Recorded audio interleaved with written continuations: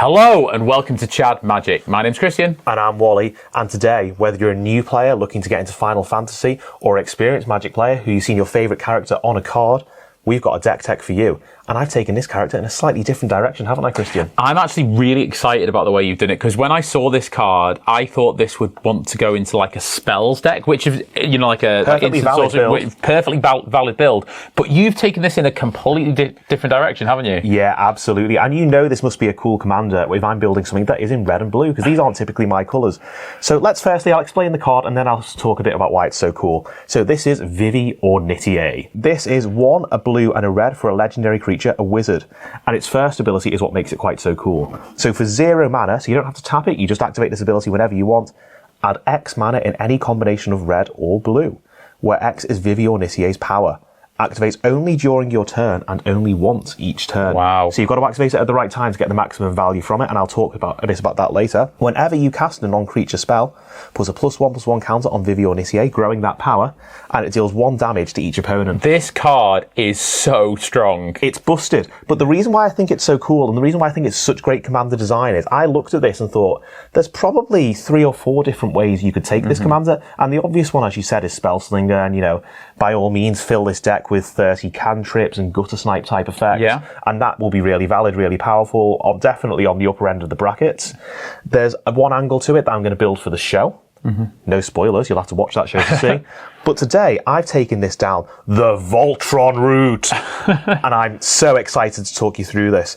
So, what is Voltron first, Christy? Why don't you explain to our lovely fans? Voltron is a strategy in Magic where you basically make one creature really big and powerful. It's a bit like sort of, I don't know, like when you get those big fights at the end of Power Rangers or something like that, and you've got the Megazord and stuff. You have one massive creature that's been buffed. Maybe there's enchantments on it, maybe it's equipment or things like that. Essentially, you making that one creature really, really big and punching your opponent for one shot. If you want an example of this, go check out the episode with Talia Vess and Kuro where she plays Yargle. That's a great example of a really fun strategy. Episode. And it's a really cool strategy. And what we're looking to do here is effectively deal 21 damage to our opponents with our commander. Because if you deal 21 damage with your commander, that person dies. Even though they've got 40 life, 21 is the magic number.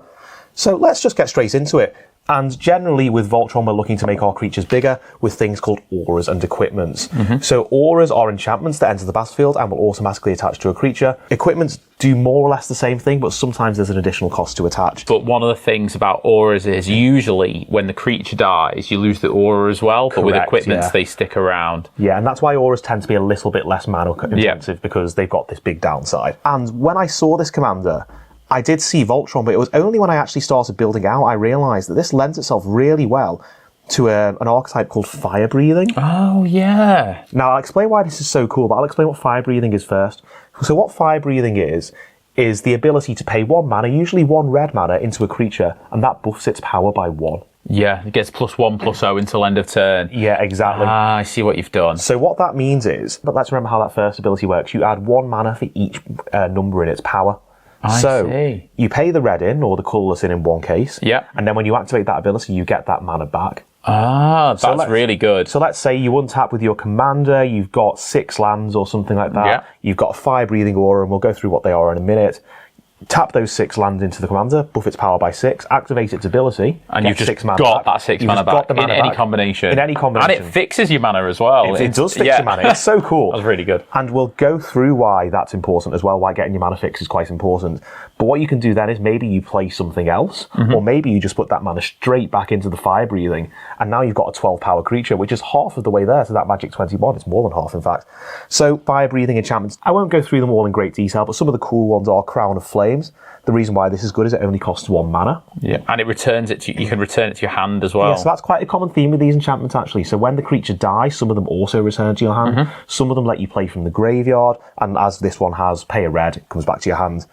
The best one probably though is Draconic Destiny, which is 1 and 2 red, and I want to talk about this one specifically because it automatically gives +1/+1, so you've already got a small buff to the power. Yeah. It gives flying, which is great evasion, gets over your opponent's blockers, and also haste, which means that if you play this on the same turn that you've played your commander, your commander can attack straight away. The other reason why it's good is you can actually activate the Firebreathing ability for generic mana. So you could pay a blue into this. Yeah. So if you've got a few islands out as well, then you get the same effect. So that's pretty cool. But I'm actually playing 10 of these types of effects. I'll go through them quickly. So we've mentioned 2. We've got Captive Flame, that's actually a normal enchantment, and you just target the creature that you want to buff. We've got Dragon Breath, Dragon Mantle, which is also quite good because when it enters, you draw a card, so it cantrips. We've got Fiery Mantle, we've got Fire Breathing, we've got Gisu Fire Breathing, which again has this ability to return to the hand for a red. We've got Gisu Warcry and Shiv's Embrace. Shiv's Embrace is also another one of the good ones because that naturally just gives +2/+2 and also gives your creature flying. And evasion's going to be quite a big theme of this deck as well. So that's quite important. One of the things as well I like is because these are all non-creature spells, you're actually getting the +1/+1 counter on Vivi already. It's almost like there's method in the madness. That is, yeah.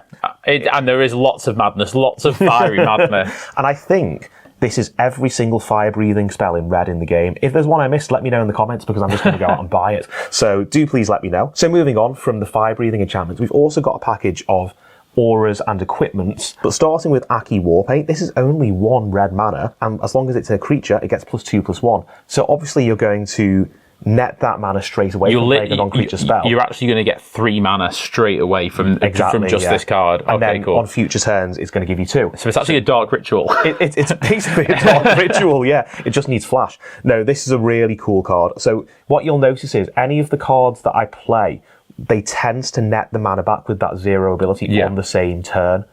Moving on to one that's an obvious include is Blackblade Reforged, because this is really good because not only does it equip for less mana to a legendary creature, which your commander is, but it gives you +1/+1 for each land you control. Generally in Commander, you're playing 1 land per turn. Yeah. So that might as well say for each turn that you've played, it gets +1/+1, and that's a static effect, so that will continue into future turns as well. Again, a non-creature spell.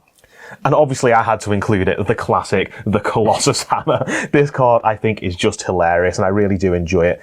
There is a bit of an issue here that it loses flying, but it does give the creature +10/+10, which is a very, very big power boost. Yes, okay, it's equipped for 8, but possibly if you make the creature big enough, you can equip it with mana off that 0 ability. So there we go, that's pretty cool. Moving on, we have Dragonfire Blade. Now, this card actually serves a few purposes. So it gives it +2/+2 naturally, but also gives it hexproof from monocolors. Yeah. So that means that monocolored spells, which is pretty much the entire removal suite in Commander, can no longer affect your commander. Yeah, it's a very good card, this. Yeah. Really good. And so it's going to cost 2 less to equip already because of your commander's colour cost. So basically for 3 mana, you're going to be able to equip it. And if you're able to do that one turn, you will immediately net that back because you'll play it a non-creature spell and it'll have +2/+2. Do you remember what I said about netting the mana? I see how you're thinking. And this is one of my favourite cards from the new Tarkir, by the way. Really cool cards. So yeah, definitely go out and get that. Did work for me in Sealed. Certainly did. And then we've got next Furore of the Bitten. So this has a little bit of a downside, but you're probably going to want to attack with your commander anyway, because what this card does is it gets you +2/+2. So again, you're getting that 3 mana back on the turn you play it, 2 on an ongoing basis. But your commander does now have to attack each combat if it's able. This is fine though, because you probably want to attack each combat anyway. So especially in your build, because you're basically making your commander massive. It's a very aggressive build. Yeah. Then we've got Hero's Blade. This is probably one of the ones that if you want to upgrade it, you'd probably take it out. But for 2 mana, it gives +3/+2. And whenever a legendary creature enters the battlefield, you may attach Hero's Blade to it. Okay. So in the ideal situation, you're probably playing this turn 1 or turn 2. And then Vivi comes down, Hero's Blade goes on. Oh wow, so this is actually a way to immediately on turn 3. Now, I really like this because you play this turn 2, you play your commander on turn 3, when Vivi enters, Hero's Blade automatically attaches, and now you have 3 extra mana. So you've literally got the money. You got the mana back from your commander to start casting more spells. It's cool, but you've got to have it in your opening hand. Like I say, it's maybe one you might want to swap out. Then we've got Mirren Bane Splitter. So this is an equipment, but it attaches for free.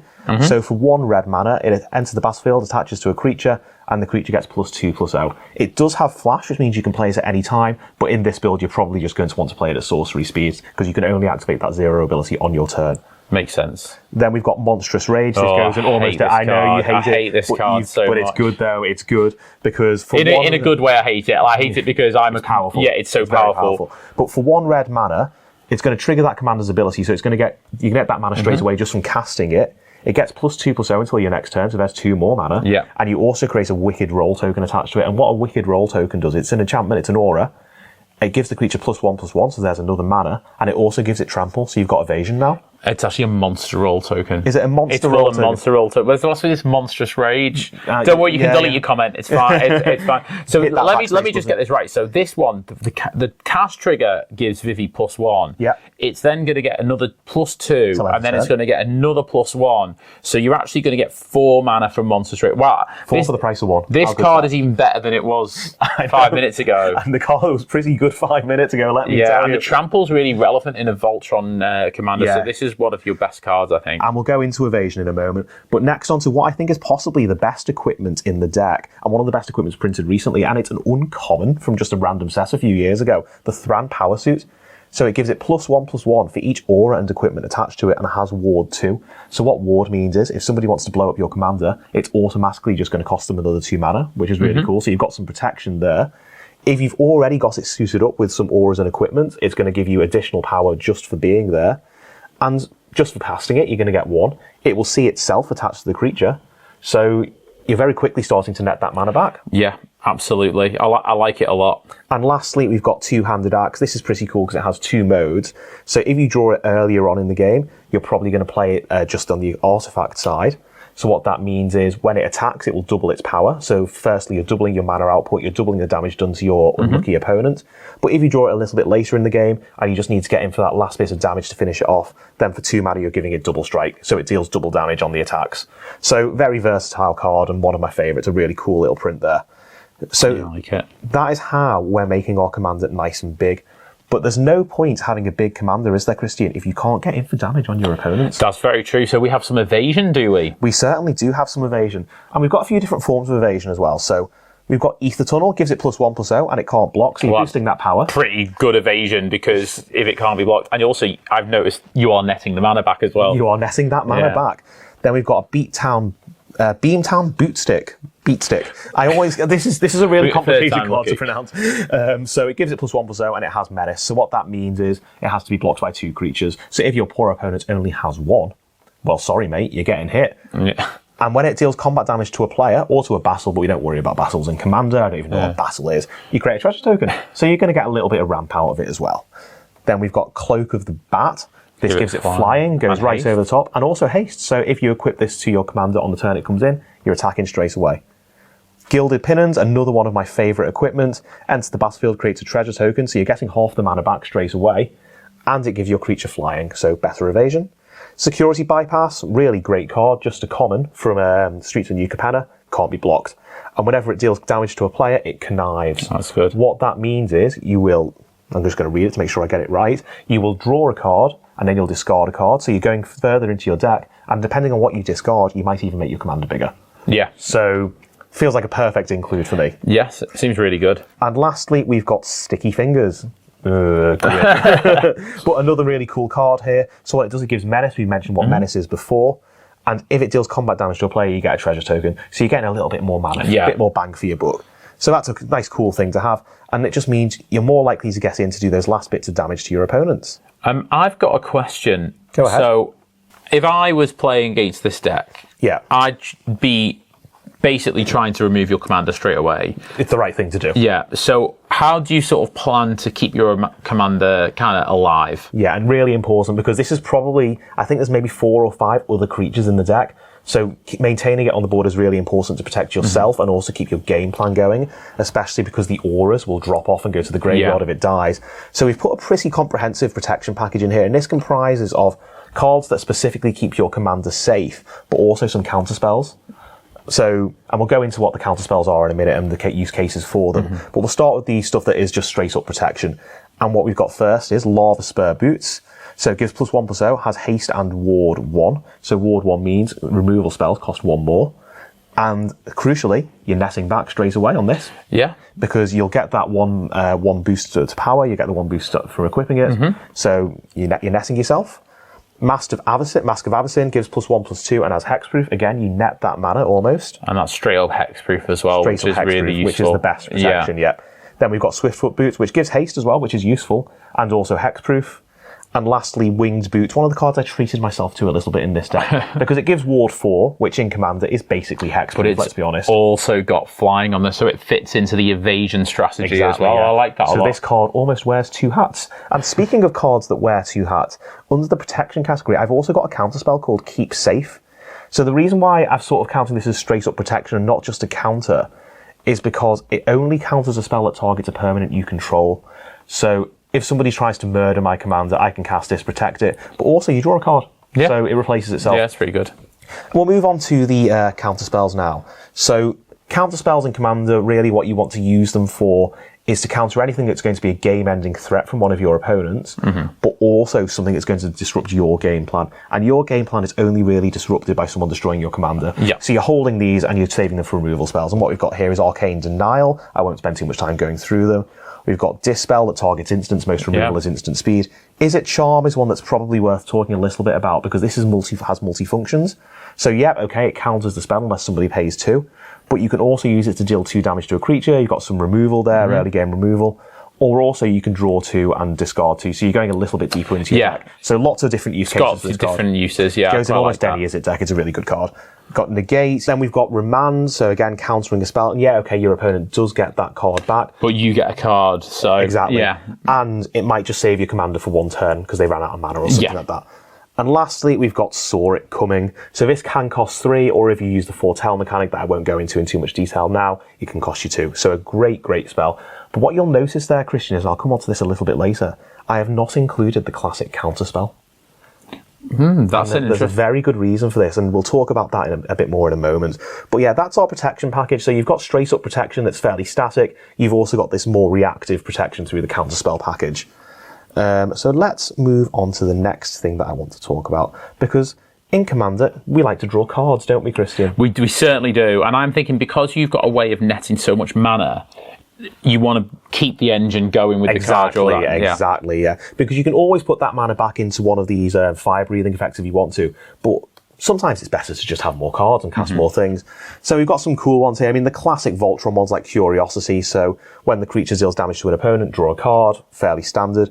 We've also got Mask of Memory, which I think is a really underplayed card in my opinion, because the creature does combat damage to a player. You can draw 2, discard 1. That's good. And you can discard one of the cards that you drew if you don't like them, so you're just netting 1 card, basically. Then we've got Quick Study, lets you draw 2 cards at instant speed. Rogue's Gloves, which is a card I only discovered today, which is a really cool one. When it deals combat damage to a player, you can draw a card, and because you're looking to do damage with your commander every turn, and this also builds into the Thran Power Suit, because this is an extra +1/+1 from... Yeah, it's really good. Tandem Lookout, one of the few other creatures in the deck. I've never seen this card before. So it has this Soul Bond effect, and I mean, read the card if you want to get an understanding of how that works. But what this basically amounts to is, when this is played, when this creature or when your commander does damage to a player, draw a card. So that's potentially 2 cards per turn, depending on what your opponent's protection is like. Then we've got Thrill of Possibility and Tormenting Voice, do more or less the same thing. Discard a card, draw 2 cards. So it's card advantage, just make sure you're discarding something that you definitely don't need. Otherwise you might end up as an unhappy boy. Now, ramp is quite important in Commander because it allows you to get ahead and start casting spells earlier than you probably should do.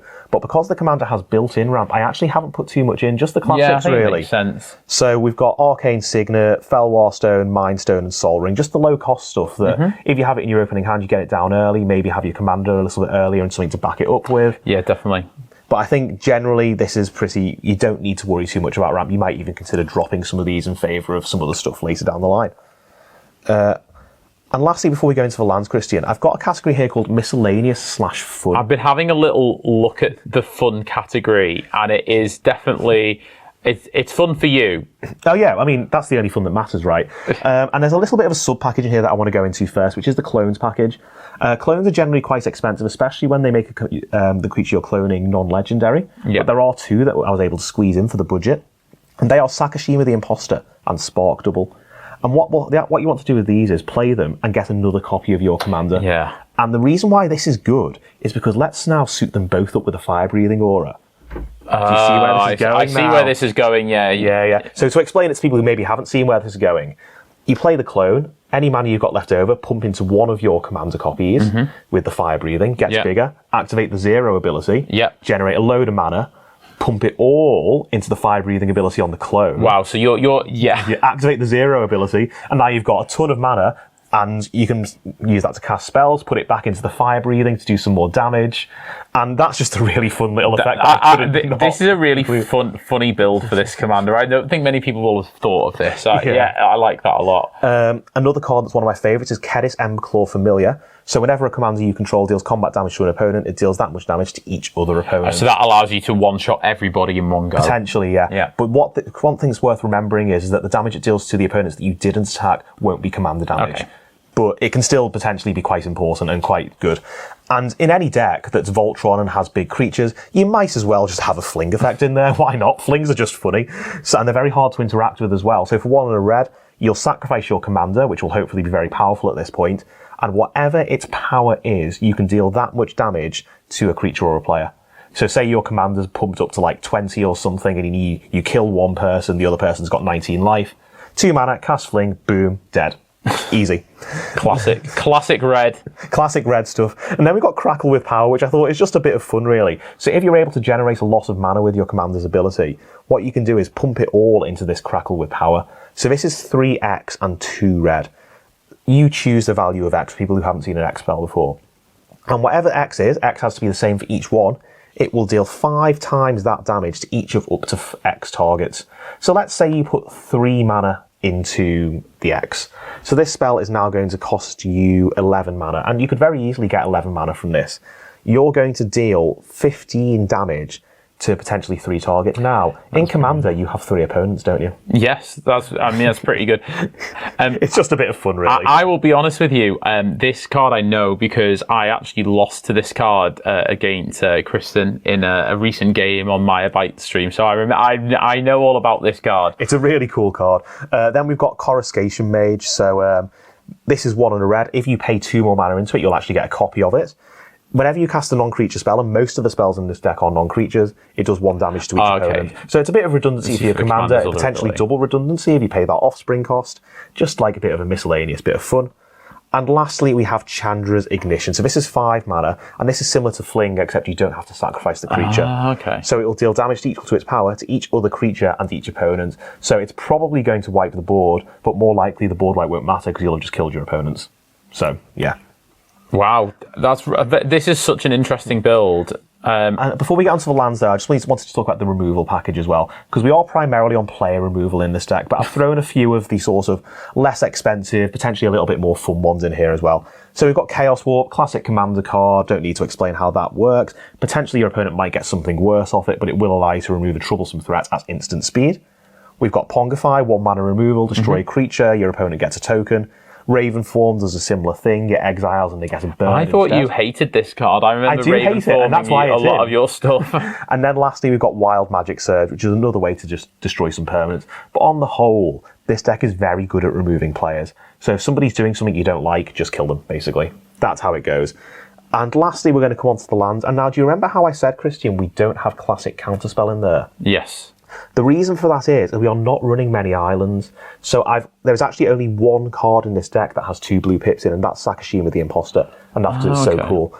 Because the reason for that is that the deck is actually very hungry for red mana because of the fire-breathing thing. And most of those fire-breathing effects do require a red. So because most of the effects, I think it was only 1 of them, need red mana. Yeah. That can be, which is Draconic Destiny, that can be the one that can be any colour. Yeah. You're going to need specifically red mana. Exactly. But then your commander will make blue mana for your cards. It's just that they won't be very good at counter spelling because it's only on your turn. Exactly. Yeah. So you've thought about it. Yeah. So we've reduced the blue quite a lot. You probably have maybe more of a balance in the basic lands, but what we've actually got 18 mountains and 6 islands. So it's a big disparity there, but it's enough to make sure with all the other lands that tap for 2 colours that you're definitely going to get your colours, have access to your counter spells, get your commander out turn 3.